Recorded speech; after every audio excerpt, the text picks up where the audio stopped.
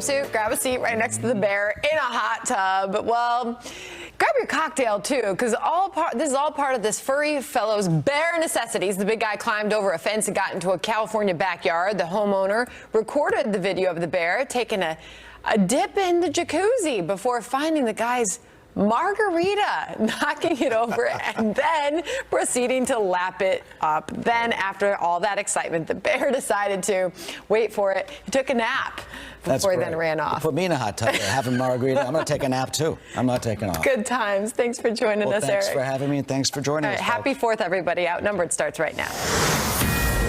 Fox News alert, the battle ahead over President Trump's Supreme Court nominee. The president is interviewing potential candidates this week before announcing his decision on Monday. We know he spoke to 4 people yesterday. Now a source says he could meet with 2 additional candidates today. Democrats say they are ready to put up a fight. This is Outnumbered. We're ready for you. I'm Harris Faulkner, here today from the Fox Business Network. Dagan McDowell, co-host of Fox and Friends Weekend. Abby Huntsman, Democrat strategist and Fox News contributor with those fancy strawberry gold glasses. Thank you. Jessica Tarlov, and GoPac chairman, veteran GOP strategist in the center seat, David Avella is here. Outnumbered. You've been on the channel a bit the last couple of days, fired up. It's been a good 2 days, and then tomorrow, my favorite sporting event, the hot dog eating contest. Really? That occurs tomorrow every 4th of July. You going to Coney Island for that? I sure hope so. I'm trying. It's going to be a hot I've one. never done that. Yeah. That sounds like fun. Well, happy 4th early. Happy 4th. Yeah. All right, we'll get to the news. President Trump is already interviewing 4 potential picks for the Supreme Court, as I just mentioned. The White House says he spoke with each of them for about 45 minutes yesterday. A source is now telling Fox News he's expected to meet soon with 2 more. Justice Joan Larson, the second woman he is said to be considering for the position, and Judge Thomas Hardiman. Whomever the president chooses will have the potential to be part of what some say are precedent-shattering court decisions on issues like health care, gay marriage, and abortion. Democrats are vowing to block any candidate who might overturn Roe v. Wade. Some liberal groups are reportedly already spending millions of dollars on ads focusing on a woman's right to choose. A new Quinnipiac poll shows American voters agree 63-31 with the decision in Roe v. Wade. But that same polling shows Republicans disagree 58-36%. White House Press Secretary Sarah Sanders says while the president is pro-life, he will not bring up Roe versus Wade in his meetings with potential nominees. She elaborated on that this morning and slammed Democrats for being so critical. Watch. Right now, he's going to continue to stick with that list. Look, the main thing the president is looking for are people that fit the qualifications that you would want in a Supreme Court justice. It's frankly gotten really sad that their party has no message, no leadership, no solutions, and they want to fight a president who's trying to lead and who's doing amazing things for our country. It so far doesn't sound like Democrats are letting up. Among them, Senator Ben Cardin of Maryland. The president's looking at a list prepared by outside groups with the intention of changing the precedent of the court, particularly as it relates to women's right and right of choice, Roe v. Wade. We're talking about changing the direction of the Supreme Court for the next generation. David, I know you're watching these things for your group, GoPac, and what are your thoughts? Had Americans wanted a Supreme Court that would make law, not interpret law, they would have selected Hillary Clinton, and they didn't. And President Trump made very clear during the campaign the list of men and women that he would consider to go on to the Supreme Court. And it would be the ultimate in political hypocrisy for Democrats and Republicans who had no problem voting for Neil Gorsuch, who shares the same judicial philosophy as the men and women that are being considered now, for them to now say they're not going to vote for whoever the president ultimately nominates. So when you hear about this potential litmus test, the president says there is not one. So when I say potential litmus test, it's with Democrats and some Republicans who see it that way.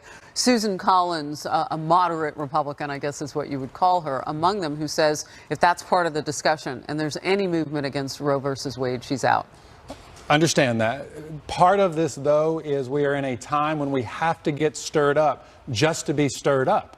When is the last time a Supreme Court nomination contest has been about someone's ideas?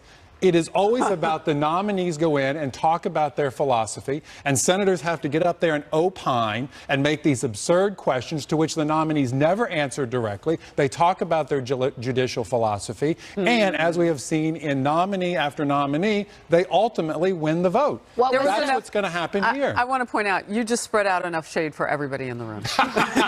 You were going to say? No, I was going to say, I'll point to a Wall Street Journal, a terrific one, editorial in the newspaper today, talking about the scare tactics that Democrats are using now that they've used every time in modern history that a Republican has nominated somebody to the Supreme Court. They say in terms of the nominee will make abortion illegal. This is the critical vote.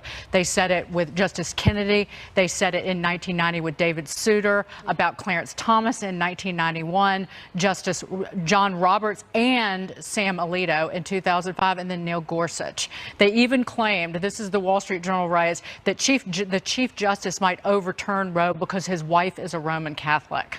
So his wife would be the first to write a Supreme Court opinion, and they do it to intimidate Republicans, moderate Republicans like Susan Collins, to try to get those Republicans to vote with them. What's so critical about what you're saying, we talked about this on Overtime with one of my guests yesterday, is that Susan Collins has already acknowledged that she doesn't think Roberts or anybody else would overturn Roe versus Wade. So that the whole talk against any potential candidate touching that issue kind of rings hollow then. Jessica? I don't think so. Susan Collins, was the hero of the Democratic Party when she voted against the GOP health care bill, and then said that she was never going to do anything to hurt healthcare in America, voted for the tax cuts, which removed the individual mandate. So Democrats have a very shaky relationship with her. In terms of, Justice Gorsuch's respect for precedent, he wrote a whole book about it, but we don't know what happens. And you read that list, but you didn't address what happened. What were Republicans thinking when they wouldn't even meet with Merrick Garland, for instance, and they used scare tactics, saying he's going to take all your guns, right? He's activist on the gun issue. And your life is going to change under a Supreme Court with Merrick Garland there sitting in that seat for Justice Scalia. Both sides are guilty of this, and I think it's rife with hypocrisy for it to be made out. We go with abortion, they go with guns, and then we end up in this place. And where does this leave the American people? Let's throw up that poll, that recent poll, if we can, that shows the majority of people think that the Supreme Court is motivated mainly by politics. Look at this. Do you think the Supreme Court is mainly motivated by politics or the law?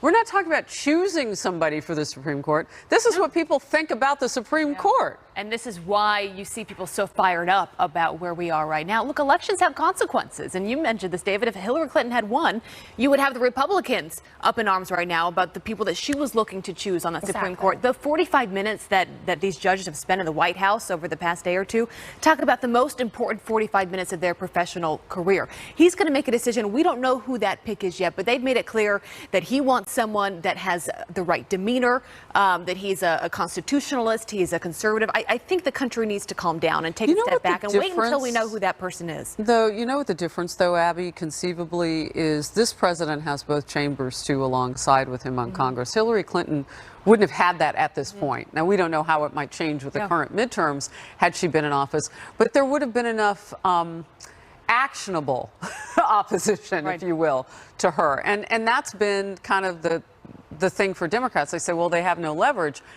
And say it again, elections have consequences. That's why you got to go to the polls and vote for who you think. But there were 3 Dems who did vote for Neil Gorsuch. But using these scare tactics to say if you have a Trump nominee appointed to the Supreme Court that it's going to lead to abortion becoming illegal, that actually rallies the base. And good luck to people like Joe Manchin in West Virginia who are running, the 10 Democrats that are running in Trump country. They're in a really running tough in position. states for re-election in states that Trump won. I don't disagree with you, but rally the base. And you All know right, what? we got to move on. Okay, bye. A new setback now for the Trump administration's immigration policies to talk about. A federal judge has ruled the government must provide individual hearings to more than 1,000 asylum seekers or release them.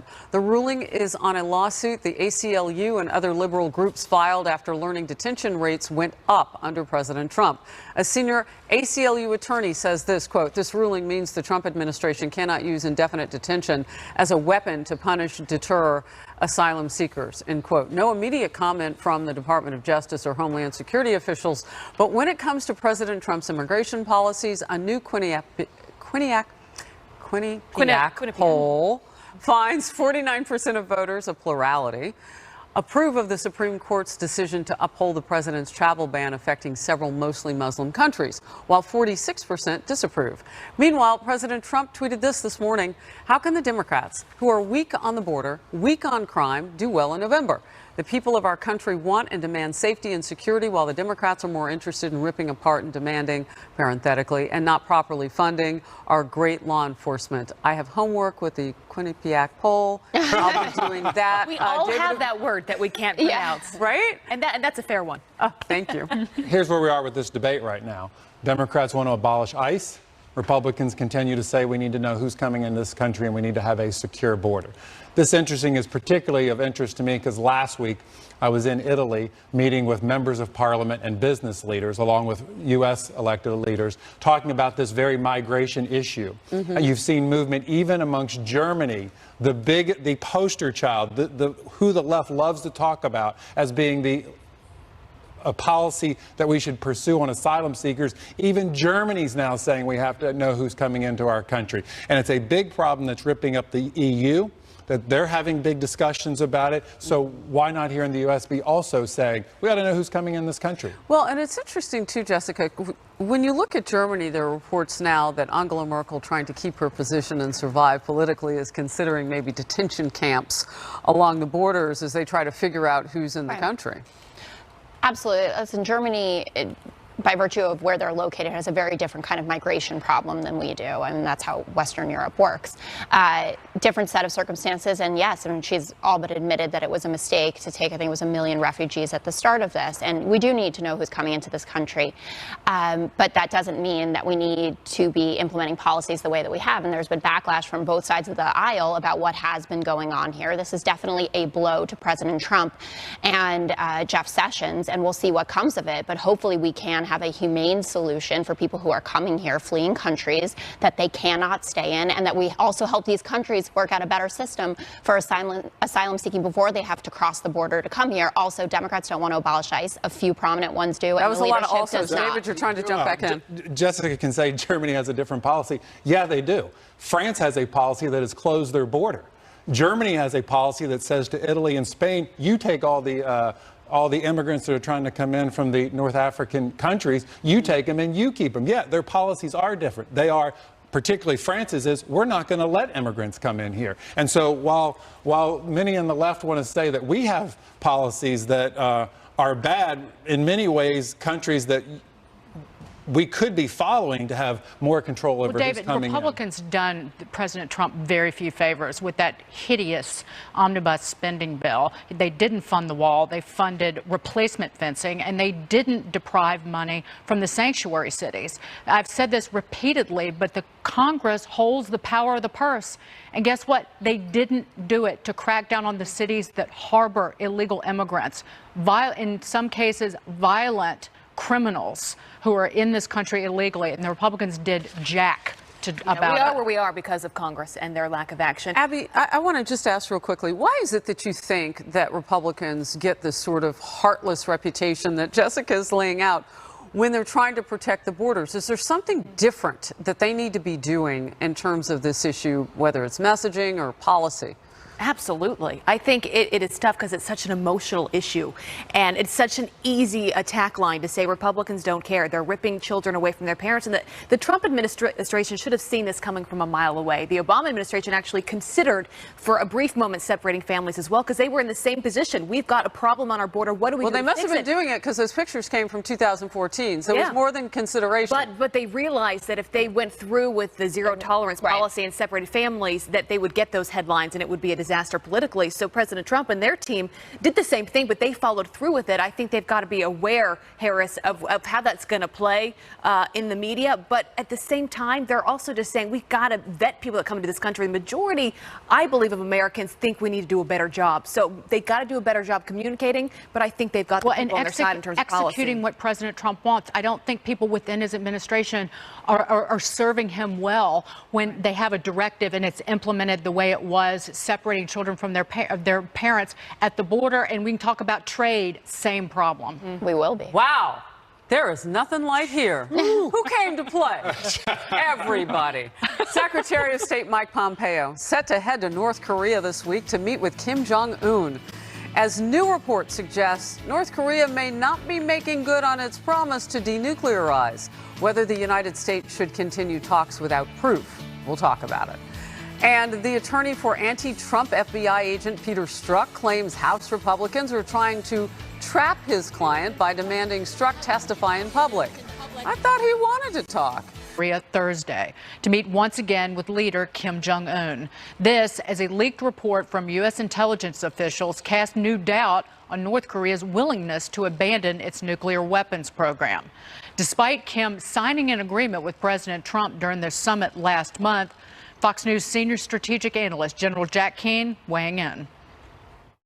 All of that could have been in the works before the agreement that he had with the president. I know that Mike Pompeo really understands what needs to be done. And what he wants from them is simply this. He wants them to tell him where all of their nuclear sites are located. If they don't give him that, then we don't really have a deal. Meantime, President Trump tweeting earlier, quote, many good conversations with North Korea. It is going well, exclamation point. In the meantime, no rocket launches or nuclear testing in 8 months. All of Asia is thrilled. Only the opposition party, which includes the fake news, is complaining. If not for me, we would now be at war with North Korea. David, this is part of the negotiation and really Secretary of State Mike Pompeo's job to get a list of all the nuclear sites and also put together potentially a timeline of the denuclearization activities. Mike Pompeo has said he hopes to achieve major disarmament of North Korea's nuclear programs in the next 2.5 years. John Bolton said on Sunday, could be a year. All very positive and promising steps, and kudos to Secretary Pompeo for the direction he's leading this. It's my understanding from administration folks that a favorable deal, the framework is now in place. It still needs to be negotiated. And before we jump in that, oh, but they're not abiding by the deal, oh, they're moving things around, we've let everybody know we know what they're doing. So if North Korea thinks they're going to get away with something, we know what's going on. Let's make sure we keep these in honest and factual discussion here with North Korea, and we're going to get a favorable deal. Well, that's such an important point to make. I interviewed the former deputy assistant to Secretary of State Colin Powell yesterday, and Robert Charles told me this. He said, look, you can talk about all the movement of things that we have satellite images of and those things on the ground, but those are non-nuclear devices that we know of. And he said, don't get your sights off what we're trying to negotiate right now. Some of that is going to go, the politics at home for Kim Jong-il may drive some of that. But the nuclear deal is the end game here. Gotcha. And what we ultimately want out of this is a denuclearized North Korea. And then we can start moving to the next big issue we have with them is making sure they're not hacking into our systems. They have some of the best hackers. Well, let's hope we get to human rights, too. Yes. We have a lot of things to discuss with them. But. You have to start somewhere, and you have to believe that the tweets that the president is sending off, he knows that Kim Jong-un reads those, so it's going directly. Remember that mishap. Isn't that amazing? It is. The world we live in today and the way we communicate is fascinating, but you remember that period of time where some of, like John Bolton and others, were comparing what we were going to do with North Korea to Libya, and they obviously, that whole thing happened, they pulled back, so he knows they're paying very close attention. I think the frustration the American people have, though, is you get up in the morning and you read his tweet, you say everything's going great, and then you read these reports from, sources that want to be unnamed saying that they're actually doing the complete opposite in North Korea. So there's a real confusion out there, and I think a frustration of what is actually going on. Are we making progress with North Korea? I believe that Mike Pompeo is doing a great job. He's going back over there on Thursday this week, and he's been dealing with this from the very beginning. And you hope that he is having this consistent dialogue, and we ultimately get to make what we want out of this. Match the words. Right. Jessica, the most important thing to watch, I would argue, being a business reporter, is the sanctions relief and not taking we've pressed with maximum sanctions relief, and there's actually been even China loosening its enforcement of those sanctions after the summit slightly. Smugglers being allowed to move goods across the border. That's troubling. Yeah. But that's the one thing that has brought, among all others, brought North Korea to the table. And we cannot allow a phased-in sanctions relief approach. With, we give them economic carrots. And then North Korea ultimately, as Kim Jong-un's father and grandfather did, then they never denuclearized. Well, dictators got to eat too, right? I mean, this is something that goes on all over pretty well. Yes. So, yes, economic sanctions are obviously the way forward here, but playing down the fact that there would be a third nuclear facility that we didn't know about and that intelligence officials are just releasing these satellite images of completely flies in the face of the administration's narrative that things are going well. Nuclear facility, yes. Yeah, but I mean, it's a major deal, and I can't even imagine what would be going on if this was President Obama trying to negotiate with Kim Jong-un, and then, oh, lo and behold, a nuclear facility pops up that we didn't know about, and he tweets, oh, things are hunky-dory here. But the reports I'm seeing are short-range, non-nuclear. That's what I'm saying. Either way, the pictures don't match the words. I think that it gets to the point that people have been arguing for with diplomacy, that you are going to have to negotiate with people like this man who will do anything in his power to continue to needle us and to threaten us. Aren't all dictators that way? Yes, but also say the same thing, though, in dealing with Iran. We're now learning more, which is what President Obama did say. But we're now learning more information about how that deal was done and how, they went around Congress's back and the American people getting $5.7 billion trying to get out of the U.S. banks. It got so bad that the U.S. bank said, we're not willing to do that. We're going to talk about Iran later, but I've said point blank that whatever deal we ink with North Korea better doggone not look like the one that we did with Iran. Well, it would be nice if other people who are championing this approach to it took that tack as well and said this is absolutely... It would have been nice if we could have seen those side deals and the deal that Obama cut. Maybe things continue to leak out, so maybe you will get there one day. But this facility, it was certainly not what they discussed when Trump and Kim Jong-un met, and it is a big blow to the administration and what he's trying to do. To think that the Secretary of State won't address this as the negotiations continue, because again, a deal hasn't been put together. There's the frame, there's the idea of a deal. There's some, there's a framework, but again, that's Secretary of State Mike Pompeo's job. And at least they've been transparent so far. Well, no, but we didn't know about that facility. That's not being transparent. We do know about that facility. No, but that's exactly where David started with all of this. No, but that wasn't in the information that they turned over. There were satellite images that U.S. intelligence officials were able to get. We got to go. A lawyer for embattled anti-Trump FBI agent Peter Strzok now accusing House Republicans of twisting his testimony and alleging that an invitation for Strzok to testify publicly next week is a trap. Plus, a judge demanding answers after special counsel Robert Mueller's team asked to delay sentencing for former Trump advisor Michael Flynn for the third time. What this means for Flynn and for the Mueller probe. For embattled FBI official Peter Strzok. He sent anti-Trump messages, those text messages, remember? Well, now the attorney is accusing House Republicans of selectively leaking portions of his client's private testimony last week. The attorney made the allegation in a letter sent to the House Oversight and Judiciary Committees, saying, quote, having sharpened their knives behind closed doors, the committee would now like to drag back Special Agent Strzok and have him testify in a public request that we originally made and that the committee denied. What's being asked of the Special Agent Strzok is to participate in what anyone can recognize as a trap. Given that the committee is playing political games, violating our trust and its own rules, it no longer makes sense for us to keep playing along, end quote. Your thoughts?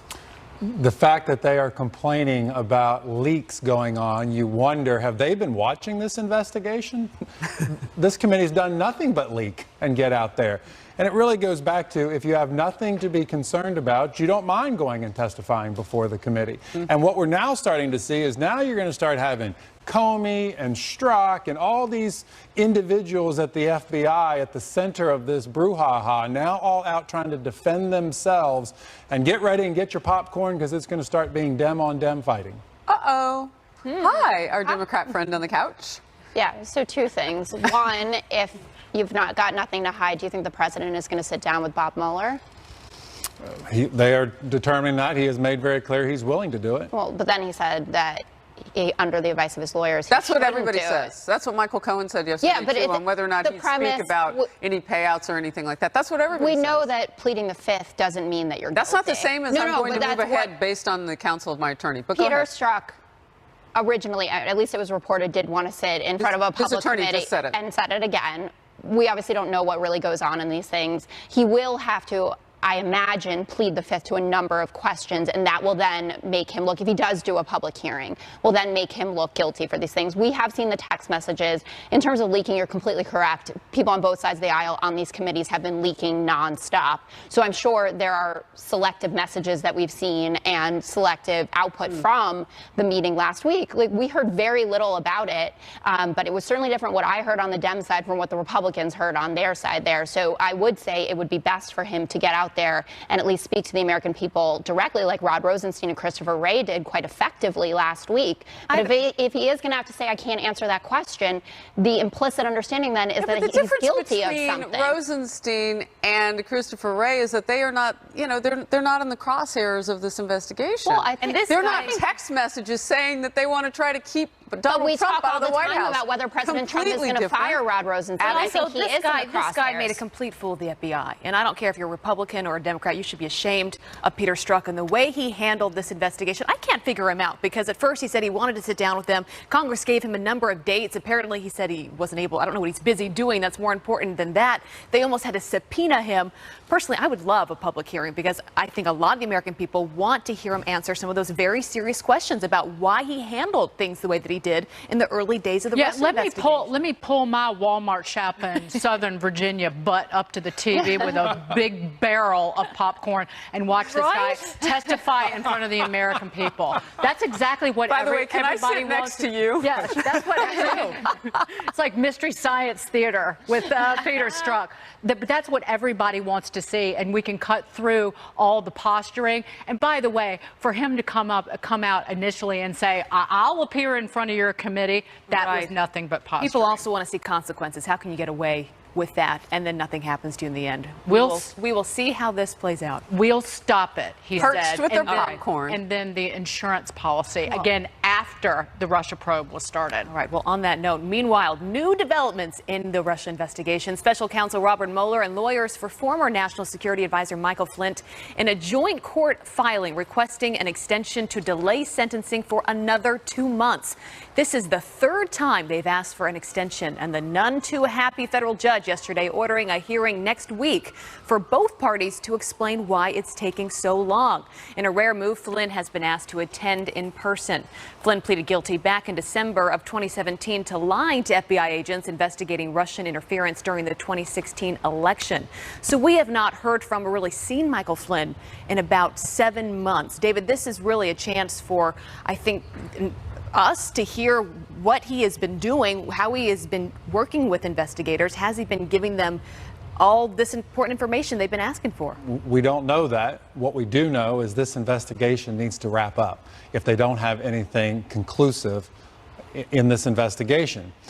As it relates to the president, and did his campaign collude with the Russians, which is what this all started out as. At some point, you start wondering with all of these delays, is this just about folks trying to pad their pensions? The longer this investigation goes on, the longer people stay on the government payroll, the bigger their pension's going to get. At some point, wrap this up and come out with your conclusions. At some point, it hasn't even been a year. If you look at it, how long investigations have gone on, Iran-Contra, Whitewater, this is nothing. Benghazi. I mean, to listen to Trey Gowdy say, hurry it up, when he would have sat there and drilled Hillary Clinton, went 4 years ago, 6 years, 8 years, he wouldn't have cared about taxpayer money. How can you say that? Whoa, hold on a second. Again, apples and oranges. I feel like a fruit basket with you today, Jessica. 4 American lives lost there versus what they're looking into now.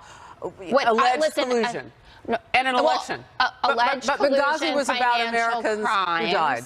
Right. Listen, I am not in any way saying that those lives don't matter, and I feel terrible for their families and deep respect for anyone who serves this country. I just couldn't let that go. But that's fine to not let it go, but I'm saying that they are still government investigations and that there are people who have been partisans before, certainly about Benghazi and about other investigations, who are saying we've got to wrap this up when the amount of time that it has taken is a drop in the bucket. The narrative on the left is that this third delay in the Flynn sentencing means that he's cooperating, right? There's no real way to read into it from the outside looking in, not knowing what is being said. Dagan, what do you think the judge is trying to get from this? Well, this is one nut worth noting is that the House Intelligence Committee in May stated that the former FBI Director Jim Comey testified to the committee, remember this, that FBI agents did not believe that Flynn intentionally lied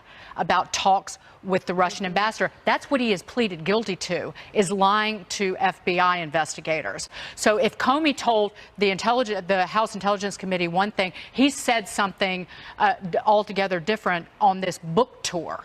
So again, you've got to, before a judge accepts a plea deal for something, you have to get to the bottom of, did he really do it or not? Yeah, maybe get some different flavors of popcorn for next week, because we're also going to be watching this one very closely. Fruit baskets, popcorn. Many kinds of fruit.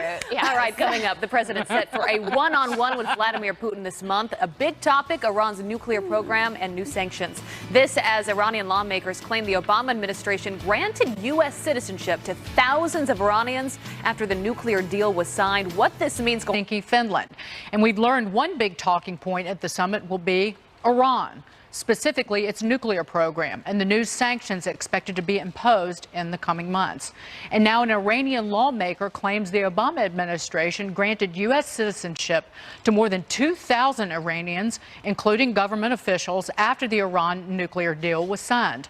Upon hearing this, the president took to Twitter, saying, quote, just out that the Obama administration granted citizenship during the terrible Iran deal negotiation to 2,500 Iranians, including to government officials. How big and bad is that? David, this is just more evidence of why the U.S. is and why President Trump has pulled out of the Iran nuclear deal. We must never forget, Iran does not want to be our partner.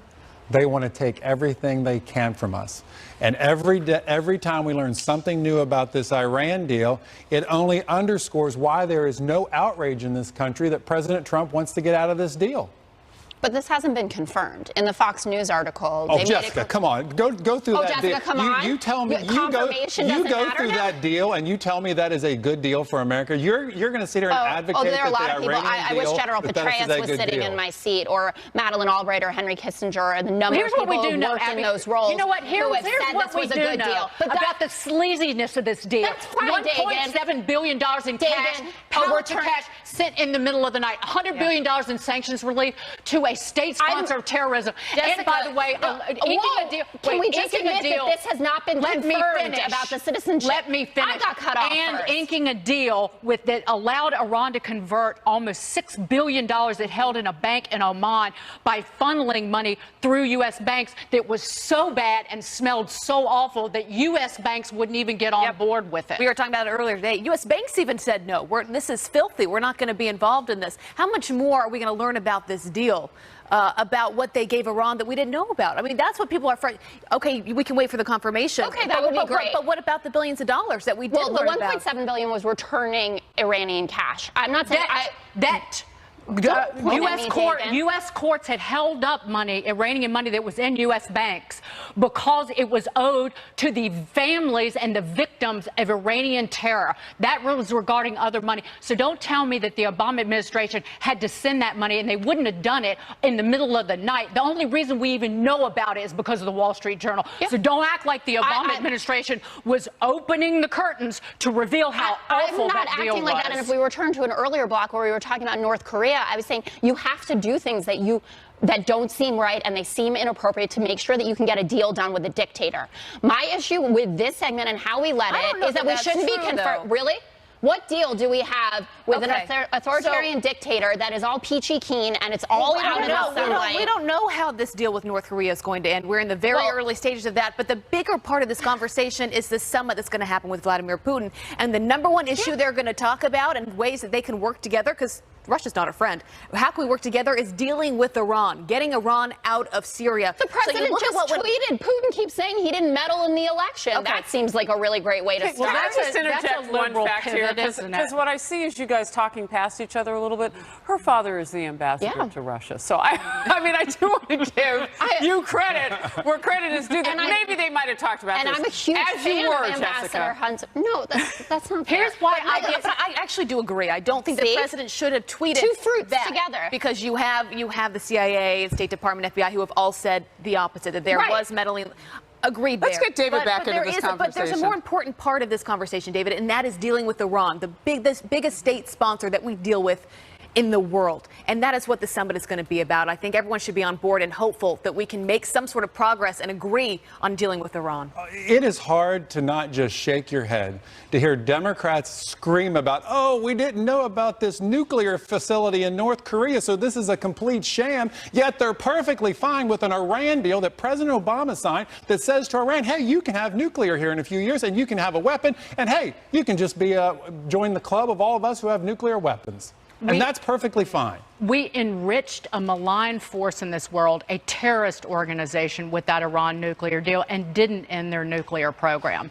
And by the way, American businesses were smart enough to know that it was a lousy deal because they never got on board with it, except for maybe Boeing. No major U.S. corporation started doing business with Iran. It was the Europeans that dove in head first, and now it's their business problem. And the U.S. banks refused to give them the money that they were desperately asking for, that the Obama administration was trying to get out of the bank. So as you take it to a commercial, I'm buying the you don't want to coffee stay after the show. Because this got I hot. need a nap.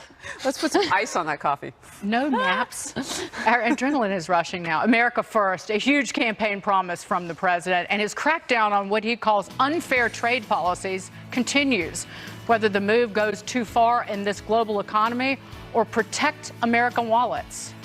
Unfair trade practices. Tweeting this morning, the economy is doing perhaps better than ever before, and that's prior to fixing some of the worst and most unfair trade deals ever made by any country. In any event, they are coming along very well. Most countries agree that they must be changed, but nobody ever asked.